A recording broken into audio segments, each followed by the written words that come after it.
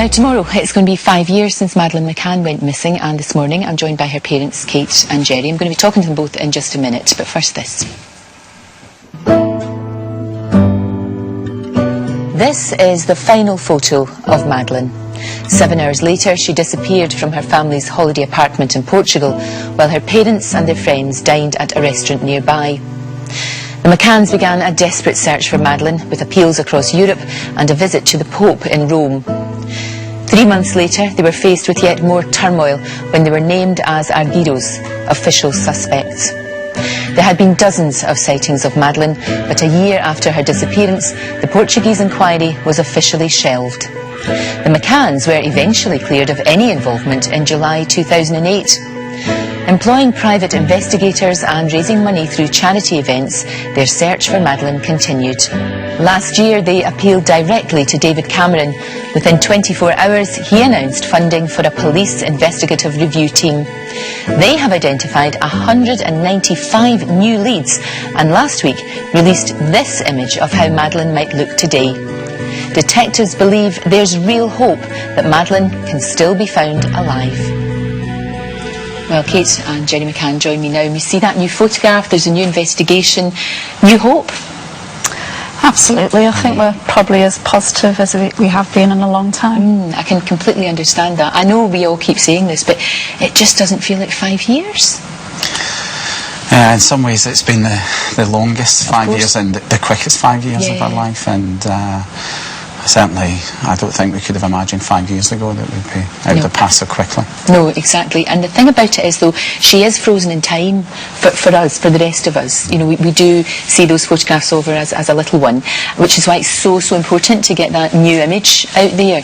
And how do you feel about the new image? Do you think that's fair? Do you think that's what she would be like? I do, to be honest, and although, I mean, I work with the artist a little bit, and although we did several drafts, it's very similar to actually the very first draft. So when it came through, you know, I really thought, wow, I feel it's quite good, and I can see, you know, I can see us all in it. You know, we've had different people saying, I can see Jerry in it, I can see you in it, Sean, Emily. So I think we're definitely there with something that has at least a strong family resemblance. And it is, as we say, it's so important to get that out there, to realise, you know, that she would soon be 9. You know, she's not that little girl anymore. That's the thing, isn't it? And we'd be really keen. I mean, the general public helped us with the last stage progression, so we'd be really keen for them, really grateful if they could circulate that image as far and wide as they can. That's so important, you know, to get it both here and everywhere else, you know, whether it's in Portugal or Spain or further afield. You know, it's really important to get that out there. You did make that direct appeal to the Prime Minister, and he did respond, and the investigation is going on with an incredible amount of information to sift through. But the police have said, the detectives have said, that she might still be alive. Well, we've always believed that, you know, and we're realistic. We don't know what's happened, but we know there's a very good chance that she could be alive.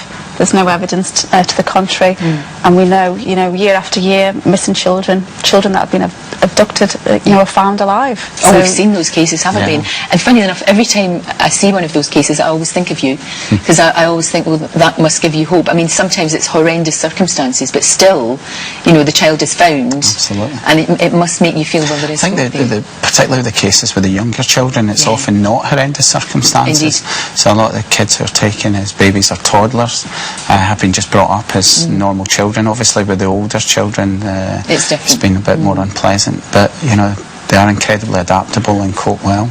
And interestingly, Ernie Allen, who's the chief exec of the National Centre in Washington, notified us of another case in America last year, and it was actually a man who recognised himself from an age progression image. Extraordinary. And that case had been closed as a probable homicide about 30 years before. So and that's why it's so important for you to keep doing what you're doing. You know, it's so important. Can you have in any way, though, a sort of normal life, if you like? I mean, is life relatively normal? Have you been able to do that? No, I think we've kind of, you know, we've reached that point, certainly for the last few years, where we can do a lot of normal things. You know, we still obviously have the Madeleine work going on day in, day out. Of course, you know, that's inevitable until we find her. But we certainly, you know, as you know, Jerry works, Sean and Emily, I mean, you can't not have a normal life. Of course. You know, we have our family days out, they do all the normal things that kids do. It's a new normality, I think, you know, as opposed to having 5 in the house, there's 4 in the house most of the time. But I keep saying this, but to anyone, a casual observer, I think we'd look like an ordinary family. Yeah. And that's how it is most of the time. Sean and Emily completely understand what we're doing, and occasions like this, why we're away from home, and they know we keep them updated about what's happening and the developments. They know about the Metropolitan Police, they know about the new age progression, all of these things. And because they've grown up with Madeleine Absolutely. always there. I mean, they're always so much aware of the big sister. Of course they are. Do you feel very overprotective of them? It must be so difficult not to be. I would imagine it would be hard not to sort of just want them by your side all the time. I mean, I think that is true, and you have to kind of fight against it a little bit, to be honest, to let them develop and enjoy life like other children. But it's inevitable, I think, that it's a balance that all parents go through every day, isn't it? And I think I'm certainly more protective than what I was, and Kate, before I would have said, was on the overprotective side, and that's one of the ironic things about this. But you can't mollycoddle them at the same time. They've got to develop and become independent, and I do feel strongly about that. And we've got to remember what happened to us is incredibly rare. And you're right, it would be really sad if your twins had to suffer because of what happened. It'd be really, that wouldn't be fair to them. Absolutely. But completely understandable that you just want to, wrap them in cotton wool and not let them out of your sight. Nobody would ever think that was anything wrong. The public have been incredibly helpful, I know.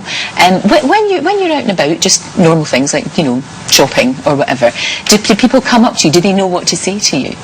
They do. I mean, all the people that come up to us, and it still happens, regularly. They always come up and they say something nice. It's always really supportive. How are you doing? And we're with you and keep going. You will find you, and it does give you a lift to help.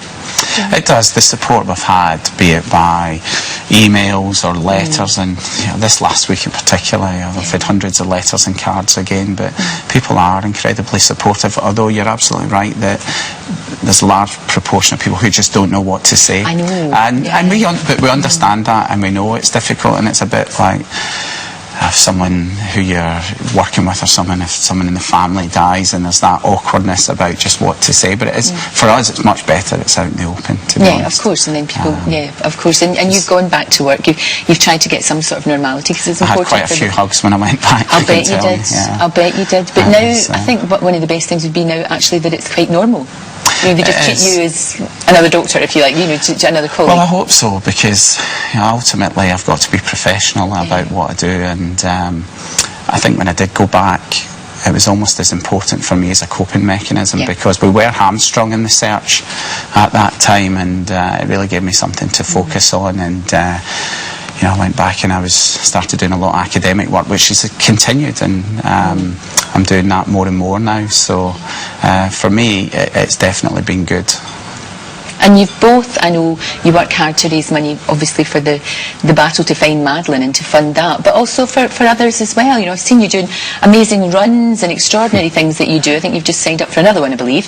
But it's not just for Madeleine, it's for other missing children too. Yeah, well, we've always said since the very beginning, something good has to come out of this. So if we can help in some way, other families that are suffering, other children that are missing, then obviously, we'd like to do that. So we have tried to support other charities, and I continue to do that, both Missing People and PACT, and I intend to do more of that, really, to help missing people over the next year. Because it helps them, but I would imagine it helps you as well, in some way. Well, it does. It does. We've had quite an experience, to put it mildly, over the last 5 years, and we've learnt a lot from that. So, I do feel that if we can help people, that's a good thing, and it does make you feel better if you can help someone and give something positive from it all.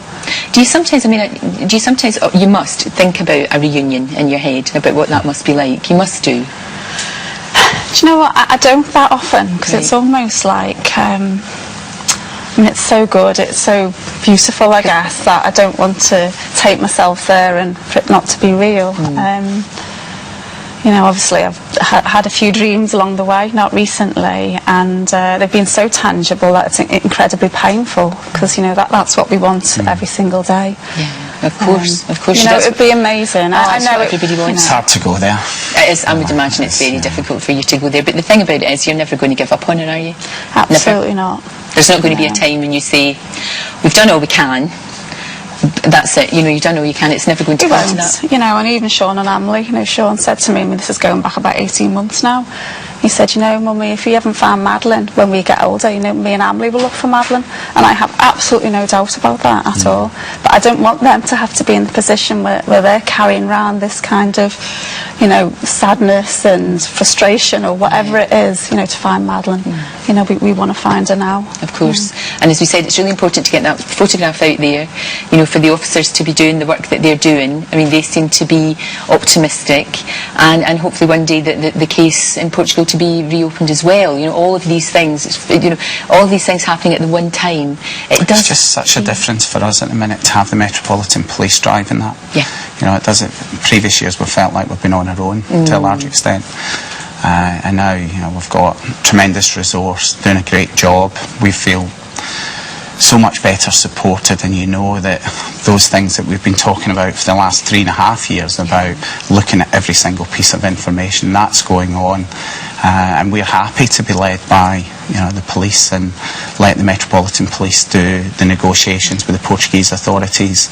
But it does feel now finally that it's someone in the authorities and the British authorities are actually trying to find Madeleine, who is completely innocent, of course. We're really grateful to the police for what they're doing, and we're also really grateful to the general public, because I don't believe we'd have got the review without their support. No, that's true. People petitioned and petitioned, and you know, wrote letters, and here we are.